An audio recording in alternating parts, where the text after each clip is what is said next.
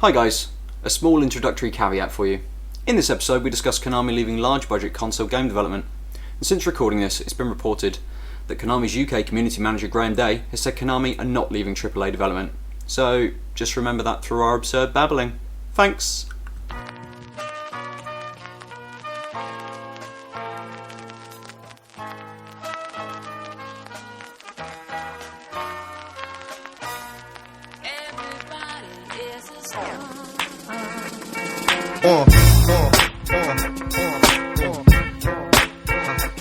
Welcome to Tanked Up. We drink craft beer and we talk about video games. It's about episode 20. Thank you for joining us. I'm Ben. I'm with Alex. Yeah. And I'm with Aadil. Hello. It's Alex's birthday. Happy birthday to Alex. And as such, we went out the other night and drank a shitload of beers. Actually, not that much beer. It just seemed like a lot. It did seem like a lot. A lot of it was like 9% or whatever. So that fucks you up. Yeah, just a little bit. So we're going to talk about those beers in a moment. We're also going to talk about some games that we played, and we're going to have a little discussion about Konami and the joy that they have been over the last sort of few months and everything that's been coming out of Japan. But we're going to drink some beers today. Let's start with this Bibble, which is a can of wild beer. With a aggressive-looking drawing of a antlered beast. Yeah, that being their logo. Nice. What are you drinking, Aadil? I'm drinking the Picaroons Yippee IPA. Picaroons is a New Brunswick brewery in Fredericton. And their description is an East Coast-style India Pale Ale that weaves intense hop bitterness and aroma throughout a blanket of malt background. This beer may change slightly from batch to batch as we explore the various interpretations of the style, which I thought was kind of nice, that they're like, you know what, it's one of the more well-known New Brunswick breweries, but they're like, don't expect the same thing. Right on the label. It's kind of nice. One of the conversations we were having the other night sort of epitomizes craft, I suppose. Actually changing things and working on your recipe and I think we talked about it with relation to the Miller Buy in the Beer Fest episode as well. We did. For those of you keeping score in the background, your beer is a lovely orangey color. Mm-hmm. And it's like opaque almost. Yeah. But it's lovely. It's really, really nice. That is really nice. Yeah. It's quite smooth. There's a little bit of bitterness to it. Sort of sticks around in the after. Tastes a little. Ooh. Nice. That's a big beer. Or maybe it's just the perspective of it's a half-liter glass from IKEA. We've got quite a lot of head on this. It's very clear. Mm-hmm. More coppery than yours, I think. Although that might just be because it's clearer. Yours looks like beer. Ours looks like homebrew. Yes, exactly. Yeah. Nose is fairly delicate. You definitely get the malt off the nose. And a little bit of floral, actually. The Bibble. Excellent. So, as we start drinking, who would like to begin talking about the game that they've played? I'll give it a go. Cool. Why not? Because I finished a game. Hey. Nice. One of the rare things in the world, although I have this weird resolution in my head since we started the podcast that I don't know why, but it might have just been synchronistic rather than causal. But that I need to finish games. I'm sick of, I actually want to finish them. Although this is not a good thing for the completionist in me, who will then, means I will bang my head against a boring game with my ever-decreasing gaming time instead of just admitting defeat. / how do you finish FIFA or Call of Duty? Two games I don't own. But the game I finished was Omerta, City of Gangsters. Yeah. Which I started playing. You were playing that when you were here? Yeah. Fucking ages ago. Yeah, and then I played a bunch and then let it settle. It's I think I talked briefly about it, but only in reference to Massive Chalice, because I started playing it and stopped playing it before the podcast, I think. Yeah. It's a 1920s gangster-based world. It's an isometric strategy, XCOM style tactical RPG. You are a fledgling mobster who's under the wing of Corsini, generic mobster number 4. You go to Atlantic City and you start conquering neighborhoods. So you sort of your maps are the different neighborhoods throughout the big city. So it's a way of having a large city without having to have a large city. Yeah. The plot's reasonably good. I bought it off of a Steam sale, so I got all the DLC with it, and I didn't really notice that, some of it was just bumping into new characters. Most of the DLC, and then there's 3 missions that popped up after I finished the main storyline. But you basically, the combat missions are like bread and butter, tactical RPG style. So you have movement points and action points, and almost every character, once they start acting, they can't move. Mm-hmm. But you have sort of characters with pistols, shotguns, Tommy guns, ranged rifles, knives, bats, fists. Cool. Fists don't use a lot of action points, but you have to be right up close. Rifles are super accurate, etc. Pistols are actually probably my favorite weapon for it's not, of course, the medium range, pretty accurate. Tommy guns are pretty much a waste of time unless you spend a lot of effort. But they're a good diversion. It's nothing to write home about combat-wise, except for the guy with the baseball bat, because you can pretty much one-shot kill people with your concussion move, which is pretty useful, because the bat is a AoE sweep, so you can just run your guy with the bat, who is a big black guy called Big Man, into a group of guys and just fuck them up. Like, just, wow, that's done. So it's squad combat as well? Yeah, squad combat, yeah. So you get to sort of play quite a lot with the different combinations of who you take and their weapons and things. Yeah, and if it's interesting because on most of the missions, you can only basically, you have a list of mobsters you can hire, but you can only ever hire 6 of them, or 7, whatever. But you can only ever take a maximum of 4 people on a mission. Mm-hmm. So even once you've sort of figured out the guys you want to just have around, you then have to figure out who you want to take on this specific mission. And each mission has a support role, and sometimes it's like assassin, in which case you want your guy with a rifle. He has a higher chance of being able to kill someone. Just randomly, he'll shoot every once in a while throughout your turns in the level. Or masterminds are a type of character, and a lot of the support things are like getting information so that you'll know the whereabouts of the documents you're looking for rather than having to search for them. So you can kind of your 7 guys, you can be like, this guy's going to be support on this mission, and these 4 will be my team.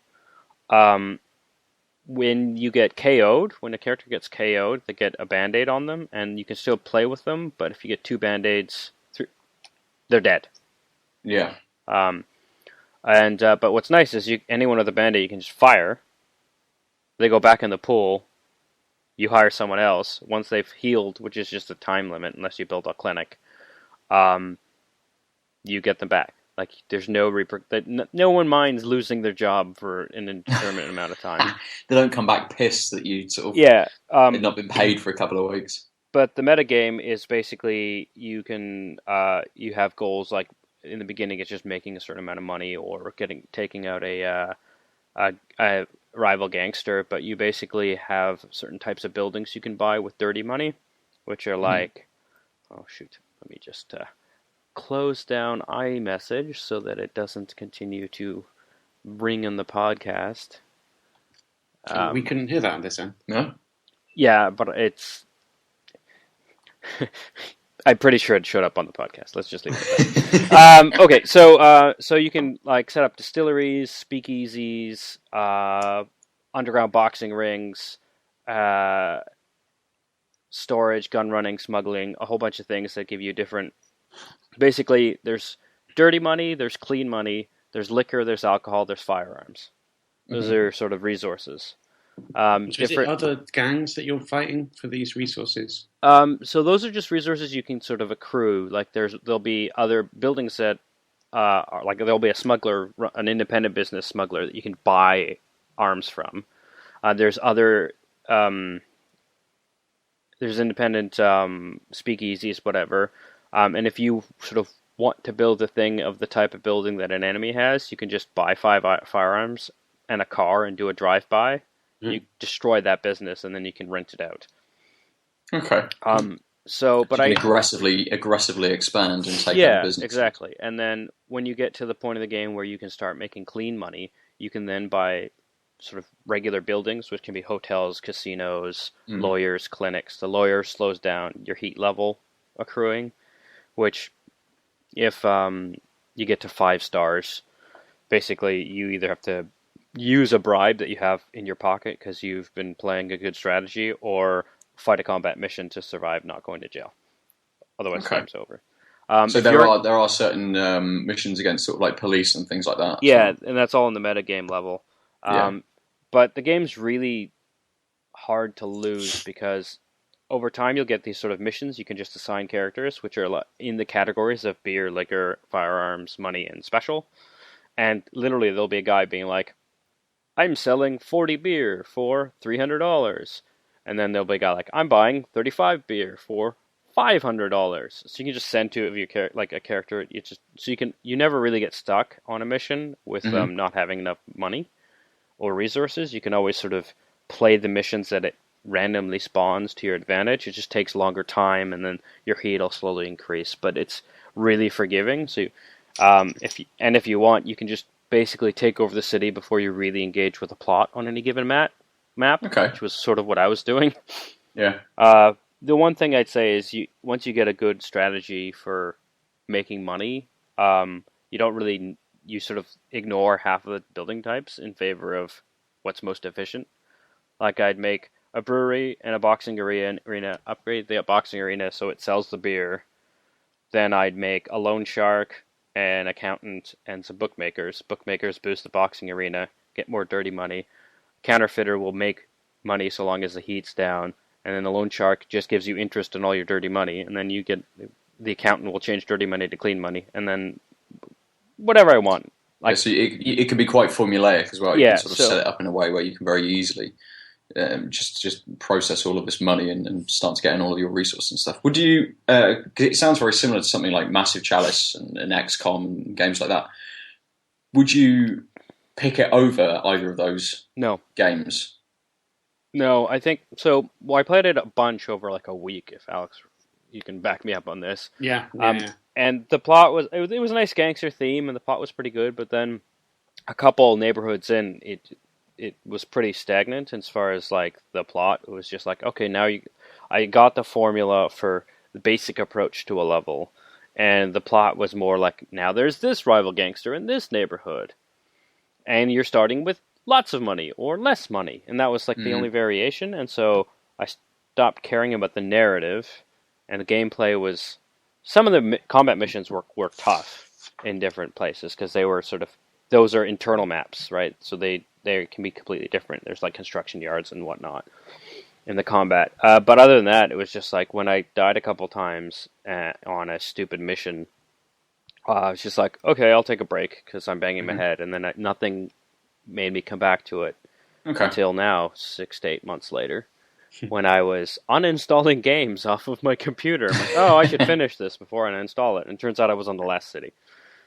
Well, fair enough. But Massive Chalice is probably the one I'd pick if I'd say tactical strategy RPGs. Cool. Excellent. So, on that note... Time for a beer. It is another time for another beer. More revival. Yeah, sounds good. The Bibble was nice, but you don't get much of it being in a can, especially when you're splitting it between 2 people. Yeah, and I'm not sure the unfilteredness was that great. Was getting maybe some build-up as I was drinking more of it, of the bitterness, not dry bitterness, but overall it was. You guys sort of glazed over what the taste of your beer was. We sort of talked at length about the nose and color, and then it was just... Oh, it was slightly hoppy, not hugely. You didn't get anything that really jumped out at you, did you? I got the impression that it was beer. Yeah. I don't know. It was a nice pale ale. It was like grapefruity. There was some like orange, maybe a bit of peach. I don't know. It was a nice flavour. It was a good flavour. I mean, yeah, it was a good beer. I think possibly having it on tap one day out of a keg or something, if it was clear, would boost the hoppiness up a bit, because I think I was getting dulled somewhat by the residue that was left in there. Like, I don't think that they meant it to be like that. It's like I said, it looked like a homebrew where someone hadn't filtered it properly. Like one of my homebrews where I don't filter it. Talking of which, I still haven't bottled up the last batch. I made 2 weeks ago. I need to do that either today or tomorrow. Anyway.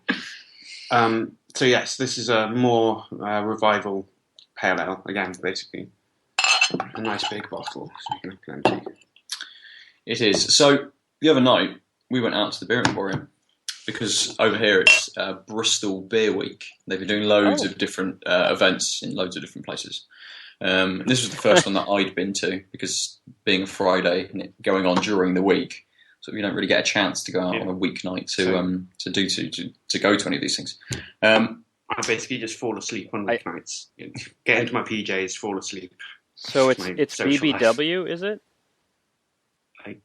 It's what? It's BBW? BBW? Bristol Beer Week? Or Big Boned Woman, for those interested in that niche of erotica. I knew there'd be some kind of... It depends what you think, I suppose. But yeah, so we went down to the Beer Emporium because it was a Siren Meet the Brewer. And Siren are great, so we thought we'd go down and just drink some of their beers. Didn't talk to anyone down there. No. just huddled in a corner, slurping away. But I talked to the guy who runs the bottle shop briefly. Okay. Because he selected a couple of beers for us, which was good. And, well, a beer, which I guess we're going to go through. We took some notes, which got increasingly absurd. We did take some notes on the beers that we drank. Would you like to... Well, we started off in a bar that does only Belgian beer. Did we ever go there when you were in Bristol? The Strawberry Thief? No, we talked about it a bunch. And then we didn't end up getting there, I think. I think we wanted to go one day and it was closed. Oh, yeah. And then we went to Beer Emporium instead. Yeah, fair. My life is so predictable. It's like the same route that we took. So we had a couple of Saisons in there. They were nice. There's no point going through every beer we had. But one that stood out was the Siren, I think it was Love of Work, which is an Earl Grey Pale Ale, which they'd stolen an idea that I had about making an Earl Grey flavoured beer. Obviously, as they're like one of the hottest breweries, UK breweries around right now, won a load of awards, I think, this year, like best brewery, a couple of best categories for their beers. They're making some really nice, really fucking good beer, basically. And it really had a very delicate Earl Grey effect to it. It was just a really fucking nice pale ale, basically. So that signature bergamot taste wasn't too strong? Yeah, exactly. Yeah. It was just in the background. There's a kind of after note sort of thing. Yeah, definitely. Like that Earl Grey sort of tea mouth sensation that you get. It was like just a tiny little bit of that going on in it. That sounds excellent. It was really, really fucking nice. And also the what was it? The Quadrophenia? The Quadrophenia, the stout. The undercurrent was the oatmeal pale ale. That was nice. But the Siren Quadrophenia, which was a stout, was sort of quite sweet and quite aniseedy. Yeah. Oh. But it sort of wasn't quite your average stout sort of flavour. No. It wasn't expected at all. Yeah, it didn't have like a sort of that smokiness that a stout can have. Sometimes it's a bit overpowering. It didn't have that at all. And it was like 9.5%, but you couldn't taste any. It was so sweet. Yeah. You didn't get any alcoholic sort of sharpness or whatever in the flavour. It's only beaten by that. Was it Wild? The Millionaire Shortbread. Yeah. That's the only stout that's better than this that I've ever had.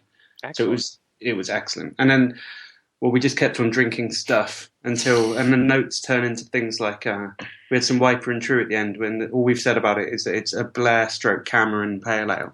Don't know what that is. Yeah, not really sure what that is. I'm really happy you started taking notes. I think we might have to post succession of notes. Drink a little too much and suddenly it just becomes absurd. Like the Mad Hatter Mojito. Oh, which wasn't fantastic. I couldn't imagine a mojito beer being. Although I did actually, while Catherine's parents were in town, make my first mojitos, and they were excellent, I have to say. Yeah, nice. I do like a mojito. Well, the trick is to have a neighbor who had a couple mint plants. Oh, nice. Yeah. And not do your gardening well, and then end up having a forest of mint that you have to deal with. Yeah, quality. I think the key to a mojito is lots of all of the ingredients, like a shitload of rum, like more rum than you're expecting, crap loads of sugar, and then crap loads of mint. And if you have loads... if you're not using lime, you're mistaking your mojito. It's a crime without lime. Is it a different cocktail without lime? No, it should have lime, otherwise... You didn't mention it. Also, a tip I got from the internet, from Epicurious or some nonsense Hoyt blog, is to take a mint leaf and rub it against the rim.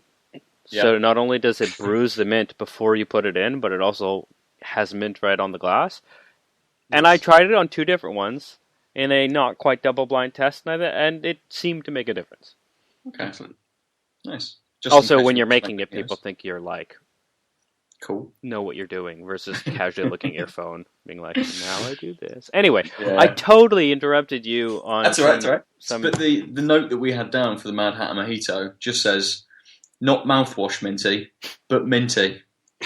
Pretty good. So, it sort of doesn't really give us very much, does it? No, it was minty. As in, the afternoon tea Mad Hatter, all we've put for it is cunting.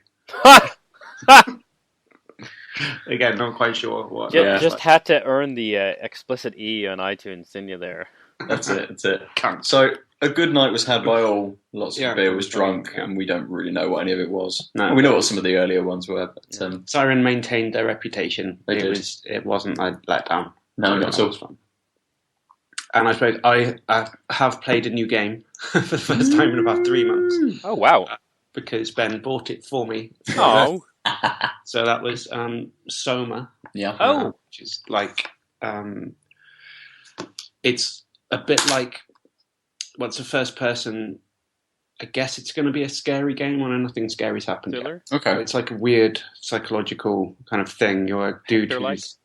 You've been in a car crash at some point in the past, and you have some kind of build-up of blood in your brain somewhere that needs to be some experimental procedure on it. Okay.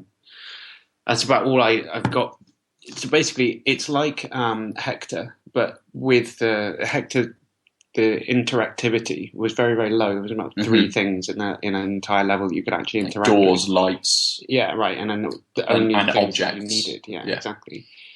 So it was like, I guess they were doing that in a minimalist way to sort of alienate you from the game or something as you're playing it, just stuck in the atmosphere. But with this one, it's like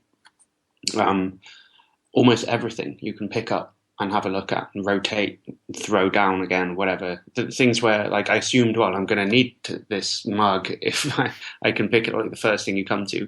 Obviously, you don't. I just had to, took me a while to realize that, you can just pick everything up. Every door opens, all the cupboards have things in, you can pick them up. And yeah, it was so. So, like a very sort of tactile immersion versus Hector's sort of. Yeah, absolutely.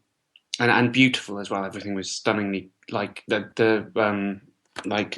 dropped a glass bottle on the floor. It didn't smash, but it rolled sort of backwards and forwards. Cool. It's like it was just really small touches that made it seem really realistic and things. So yeah, wonderful aesthetic so far. I only played it for about 40 minutes, so I haven't really done anything in there yet. But it's intriguing. And I played a bit of Hotline Miami the other day and completed a level that I've been stuck on for since you were here. Oh, wow. So, I don't know, I'm on level 15 or something now. I haven't touched it since I was there, actually. Yeah. There's a sense of satisfaction in doing it. Yeah, definitely. Still enjoying it. Yeah. I mean, I play it in little bits, like because it's so quick, you can just die and then start again. But you can just I don't know, get in an intense run of it, and I have to stop because it's a bit sort of the intensity of it. I was going to say aggravating.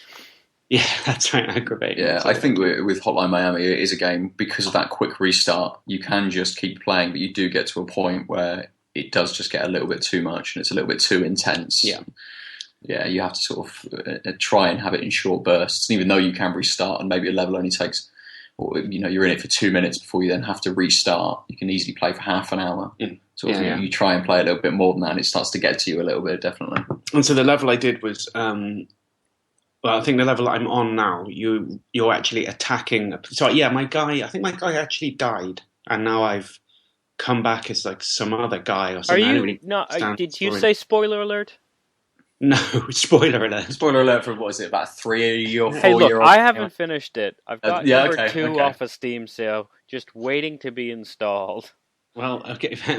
So I'm like rushing a police station now, which is kind of sketchy. Yeah, I don't know. It was an interesting level. Lots of death, shitloads of death. Yeah, everyone's got like truncheons as well as shotguns and stuff. Is this is it the guy with the machete? Who's the guy with the machete? And at some point in the game, you play a different character. I seem to remember he just had a machete. Maybe that was one of the masks that you picked, but yeah, he had a machete. I don't. Well, maybe I haven't got there then. I mean, I am playing as a separate character, but it doesn't start with a weapon. Okay. It might have been. It's more than likely a mask. Yeah, possibly. Yeah, so that's my gaming history since last time. Pretty good. So, we're drinking beer at the moment. Yeah, I haven't actually talked about this one either. So, go for it. It is excellent. This is a really quality IPA. I think might be, of the ones I've tasted on air, my favorite East Coast IPA thus far. Nice. The label doesn't lie.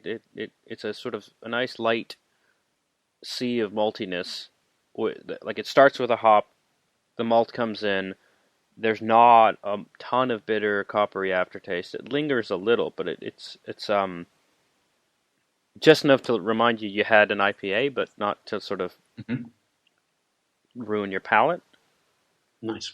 Yeah, you've had a couple of, or maybe on another episode, you had a Picaroons before, didn't you? I had Plaid to the Bone. That's right, yeah. Which I don't remember being as enthusiastic about.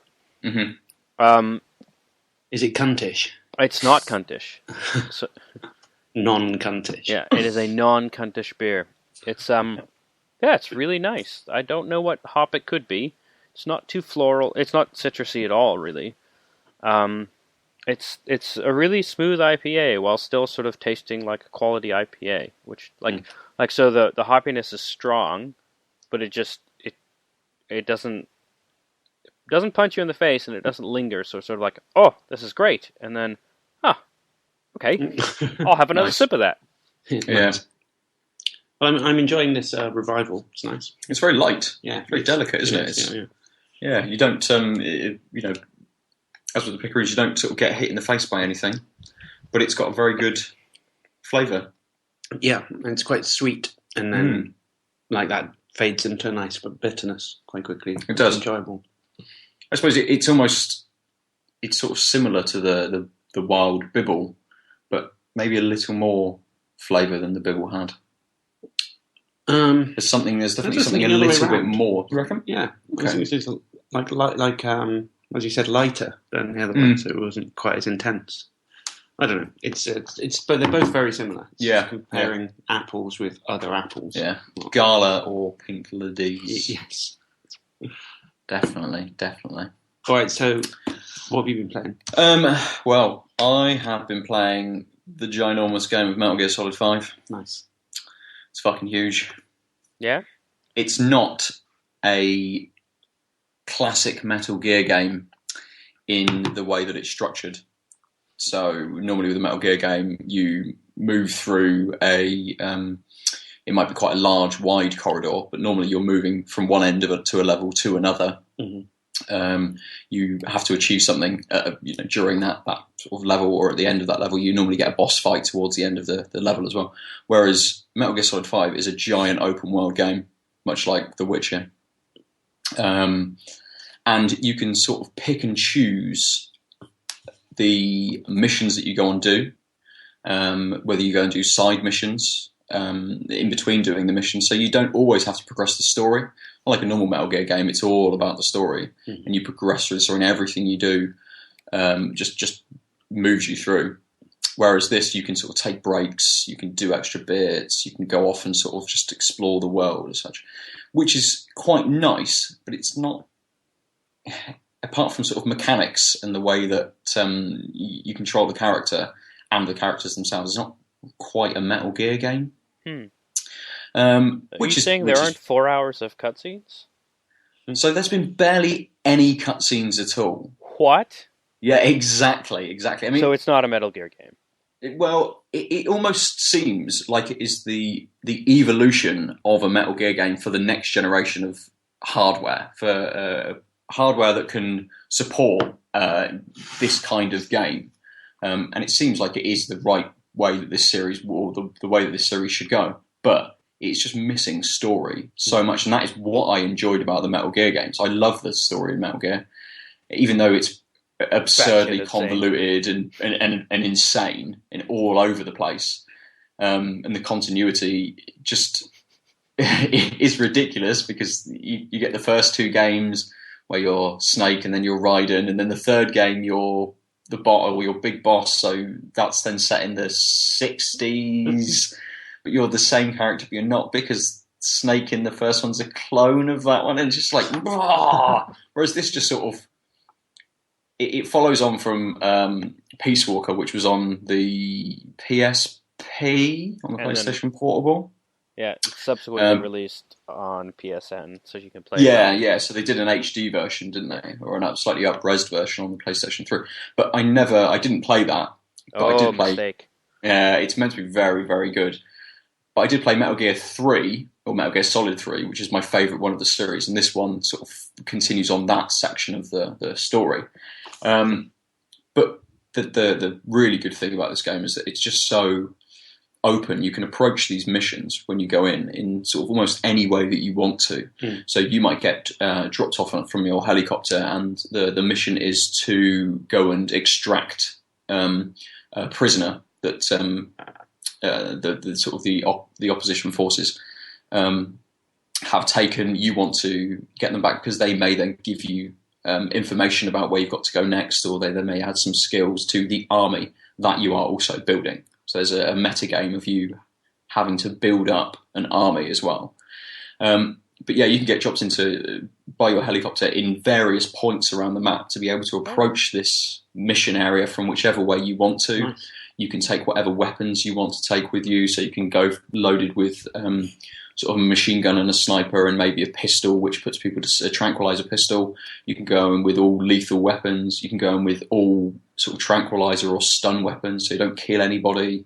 The hand-to-hand combat and grab mechanics are really good. They're really intuitive, much more than Metal Gear Solid 3 was. Sort of Metal Gear Solid 3, you run up behind people and you try and grab them to be able to choke them out. So it's very silent. You can stealthily then hide them in a locker or something. Yeah. And you'd inadvertently run up and just punch them a couple of times.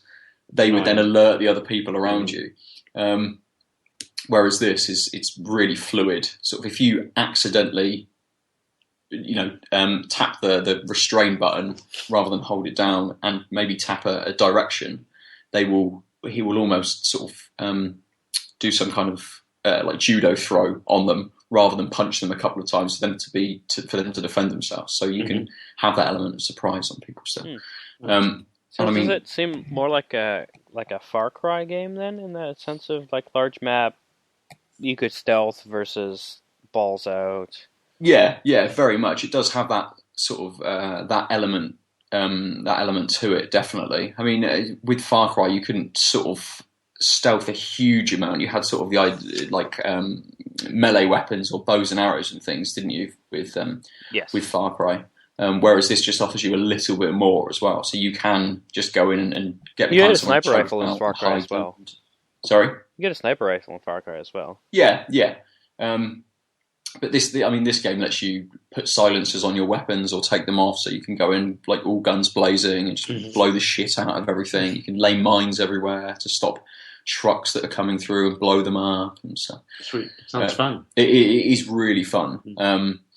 But because there is this lack of story, I don't feel like I'm being propelled through very much. So I find that I'm something like 40 hours in. Wow.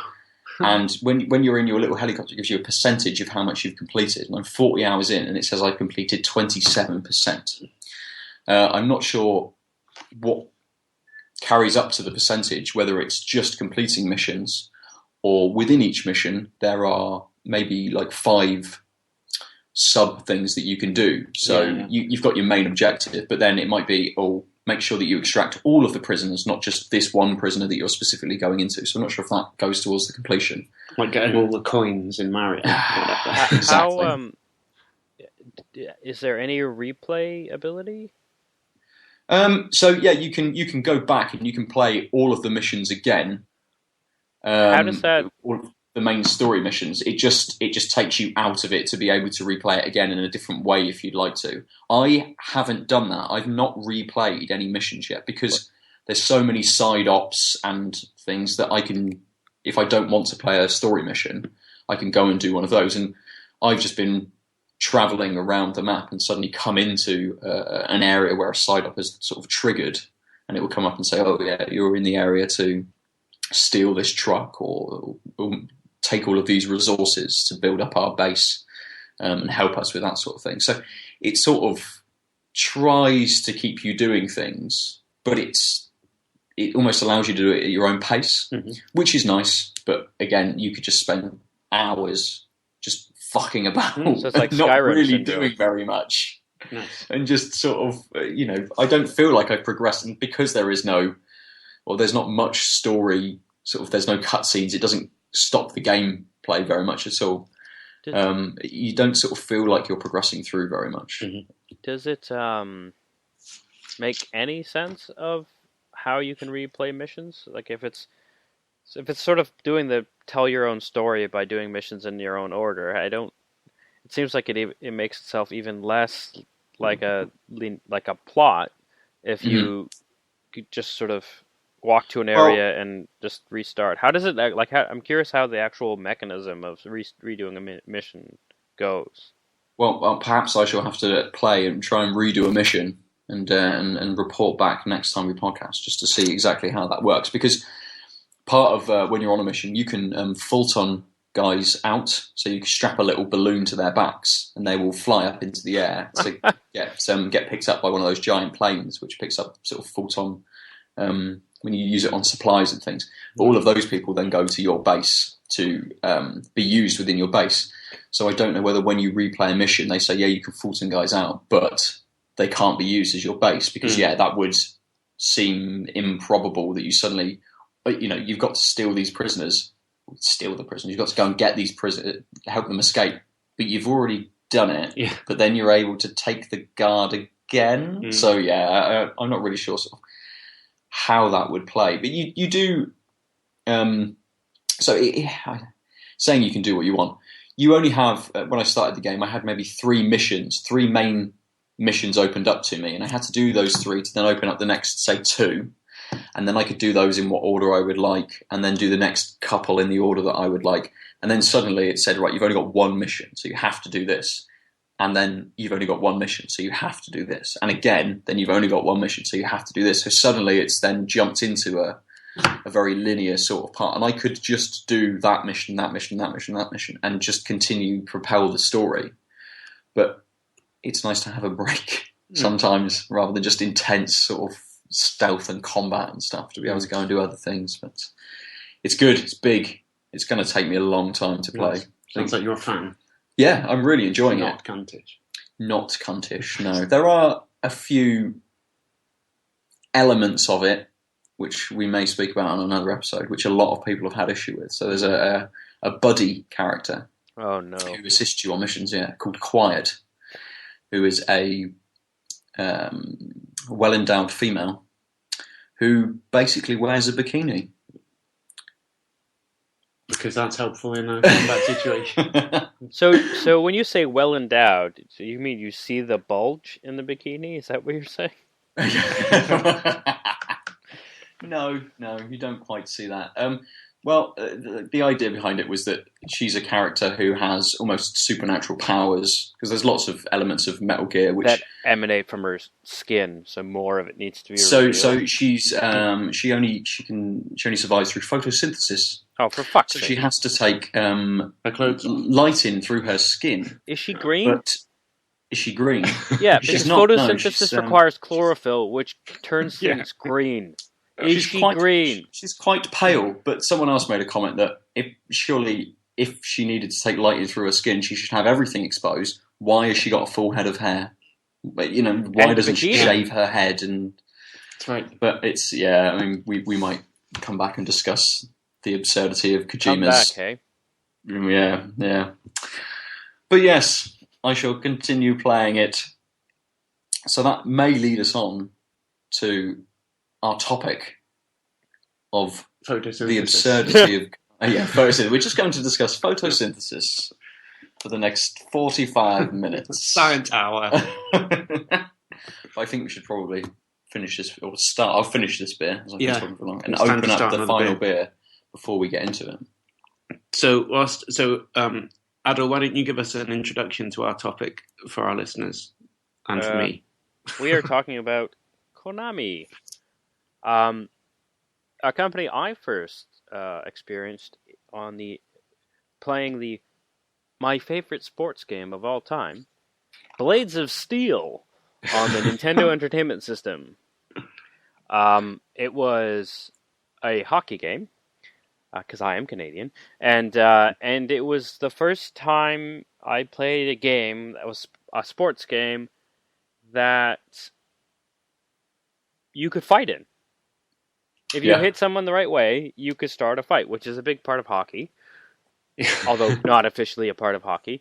And we basically spent hours. Like, I had games that were more like brawlers, but we spent hours upon hours playing this game, barely trying to score, but really just trying to figure out what the mechanic was to get into fights and see if we could knock each other out. Nice. So that was the first Konami game that you played? Right. This is the problem with asking me to introduce something, Alex. And now we come to Konami, I guess, having made quite a few different games in the very sort of critically acclaimed series like Silent Hill, Metal Gear Solid, sort of very plot-heavy, big-budget franchises, and Super Hexagon. I think that was Terry Kavanagh. Yeah, but it's plot driven. It must have a massive budget behind it because all the colors.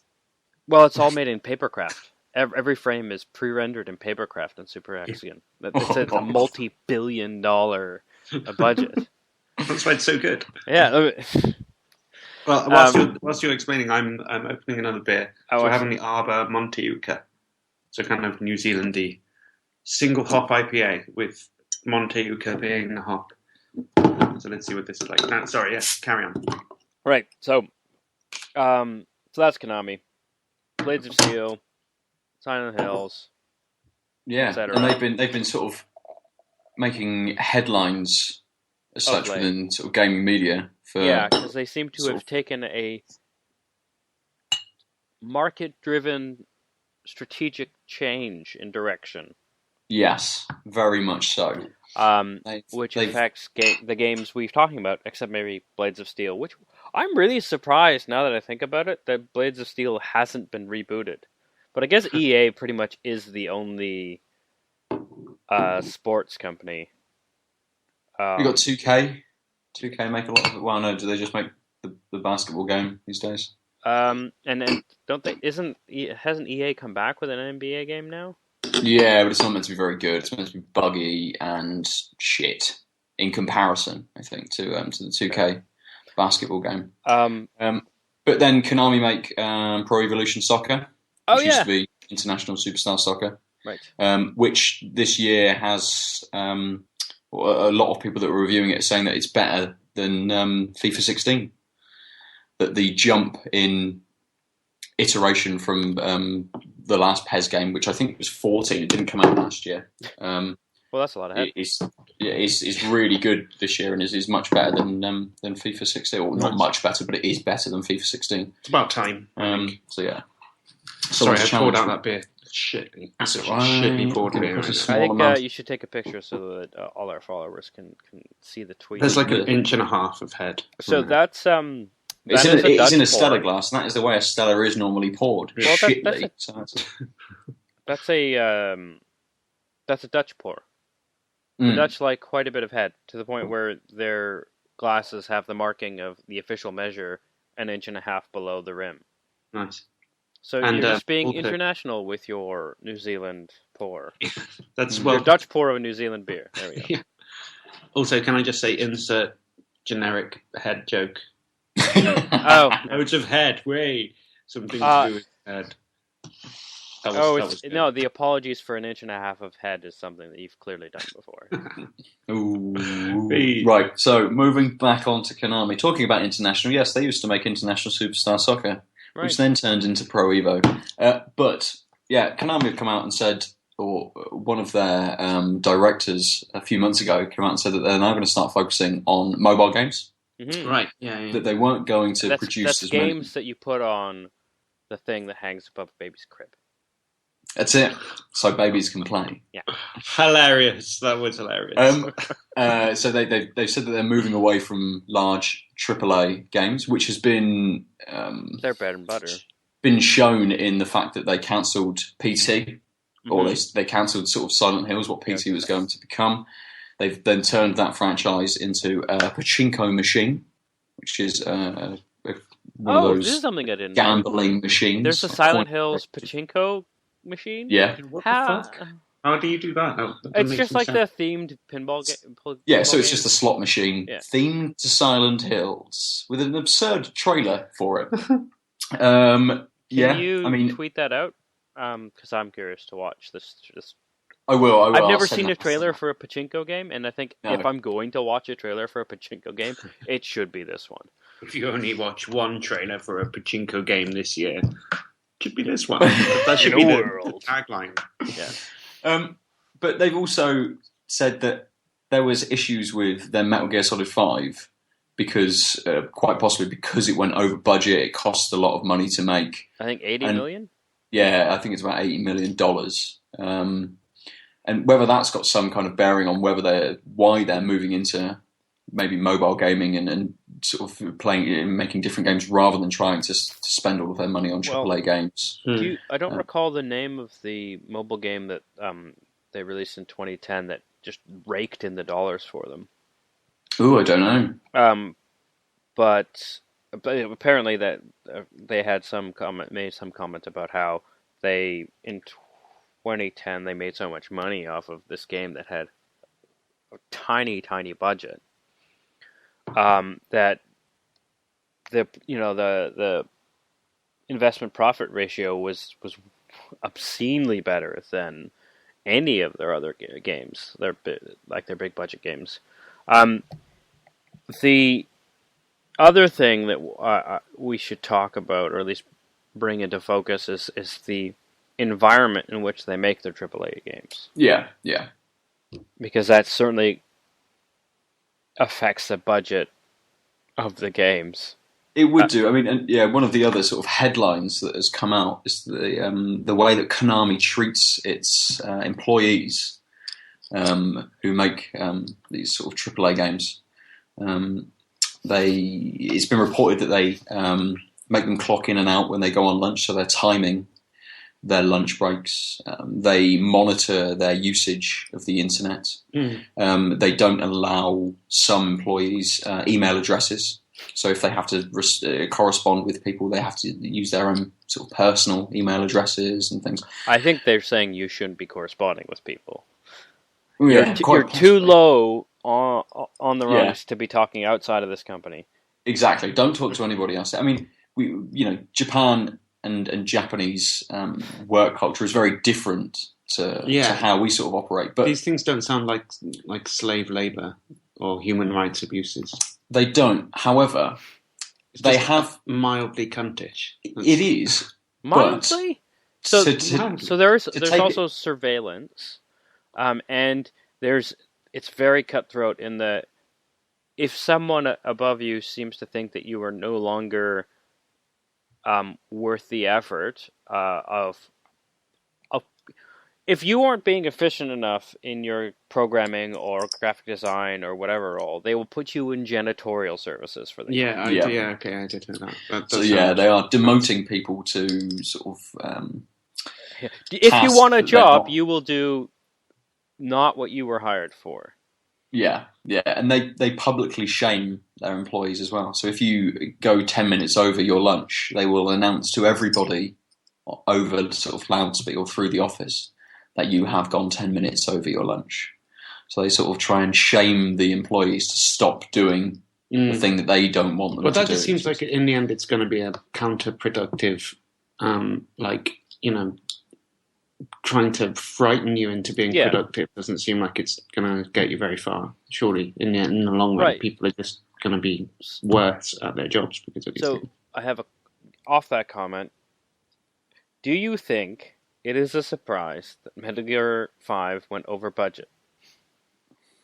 Given that the work environment is what it is, and the history is what it is, and Kojima is who he is.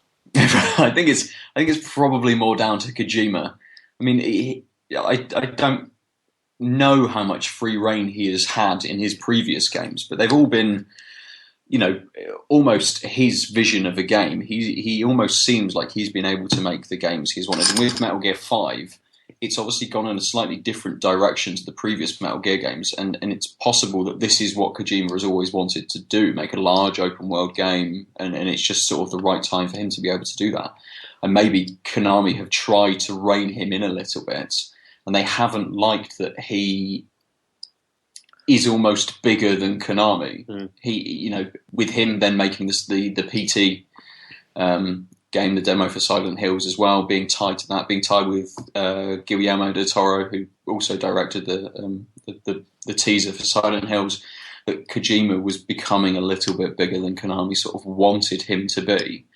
And if they do treat their employees like this, it's possible that the higher-ups almost saw Kojima as an employee who should be reined in, possibly tried to do that, and he said, no, I'm not, no thank you. I'll go, thanks, laters. So, it's complete speculation. But on the speculation... I will say, I don't know anything. On the speculation front, I feel like the story you just spun... still very plausible, but the fact that PT, which disappeared from the... PT was a demo thing, not officially labeled as Silent Hills demo.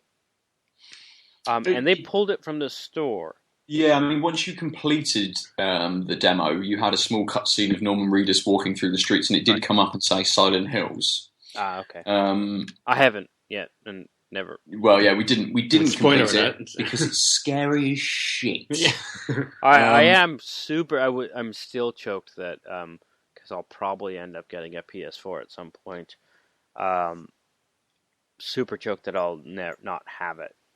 Yeah, I mean, I still have it on my machine. I'm not going to delete it. Really dumb to delete it. Yeah. Exactly. But yeah, they have pulled it. They took it down from the store for unknown reasons. Well, I think the reason was that they canceled the game and they canceled their relationship with Kojima, and fuck that.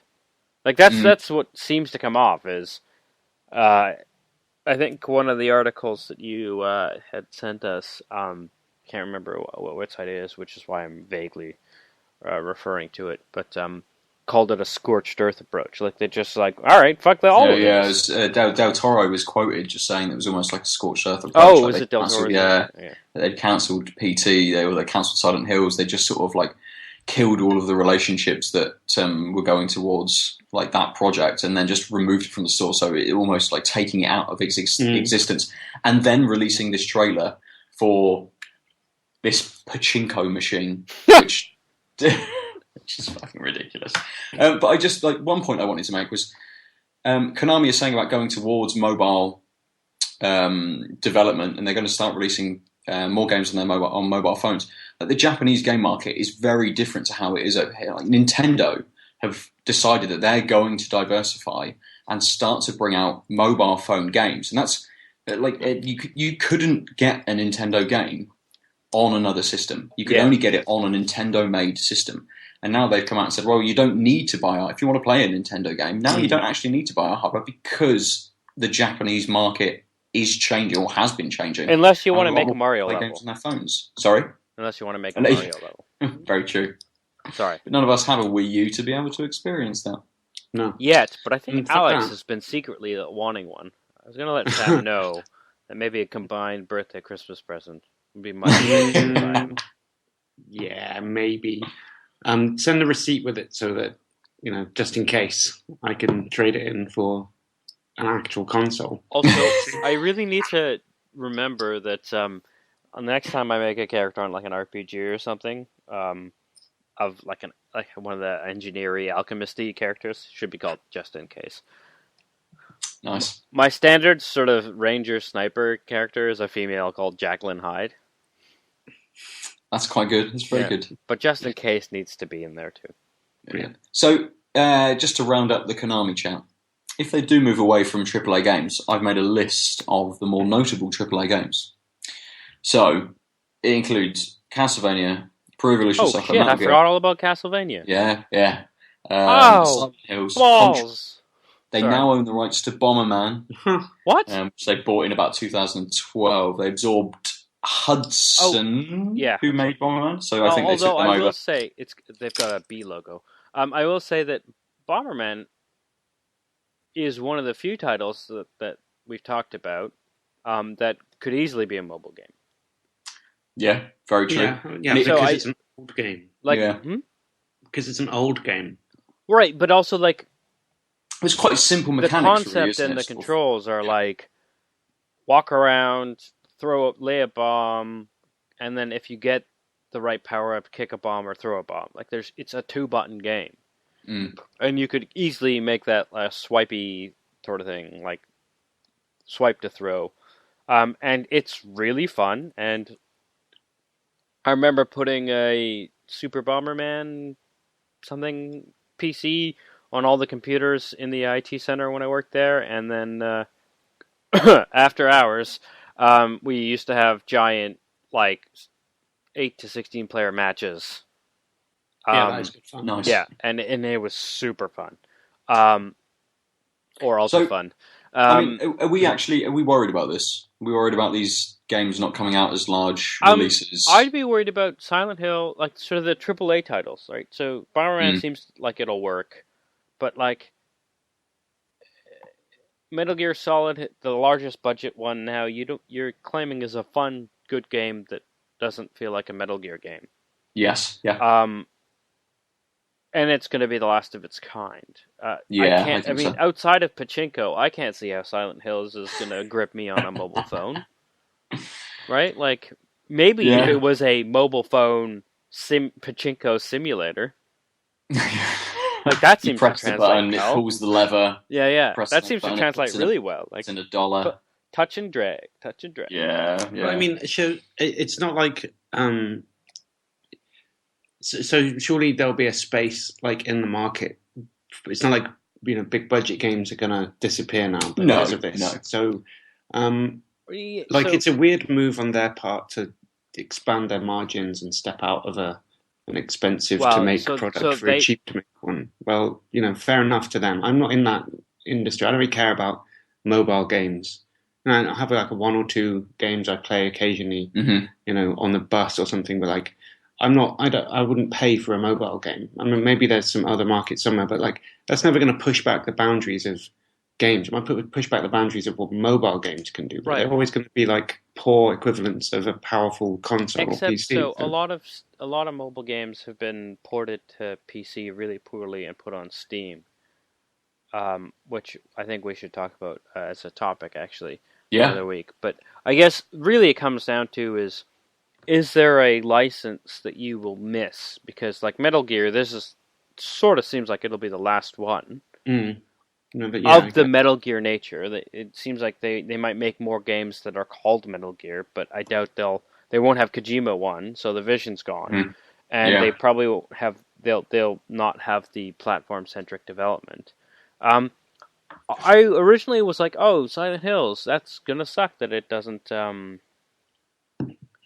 it won't be around. But then I think like Hector, Soma, there's a whole bunch of sort of indie games are doing scary first person or third person, but thrillers a lot better than the last few entries in Silent Hills anyway. So okay.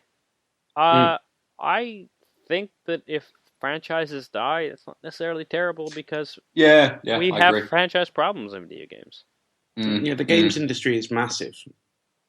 Yeah, and there's loads of players. So I mean, it's a strange move for these guys. It sounds like Ferrari have decided that they'll make 3-door hatchbacks instead of but like Formula it turns out there are way more 3-door hatchbacks sold than Ferraris.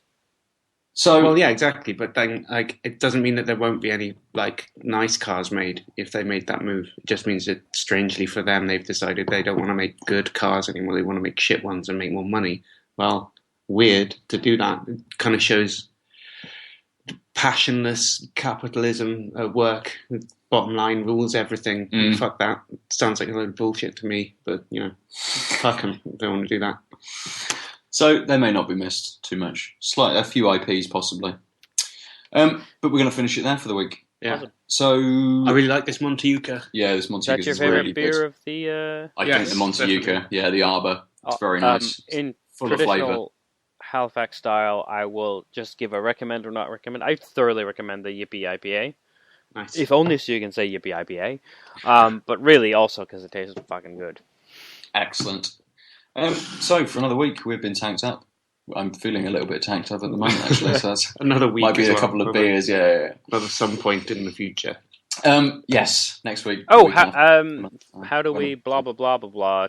Twitter, Gmail at tankedup_cast, tankedup.cast@gmail.com. I'm at Nova_47. Aadil is at the Omniarch. That's Twitter. That's the internet. This is us. That's it. Bye. Oh, YouTube. Yeah. And YouTube. Yeah. YouTube exists as well. Also, if you're in Bristol, go to the Beer Emporium or Strawberry Thief. Yes. Yeah. And you probably see Alex. Randomly ask people if they're me.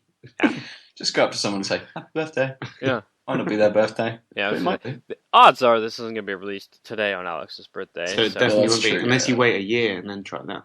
Mm-hmm. That might work. And all of our conversation is well outdated. Yeah. Excellent. Laters. Cool. Ciao.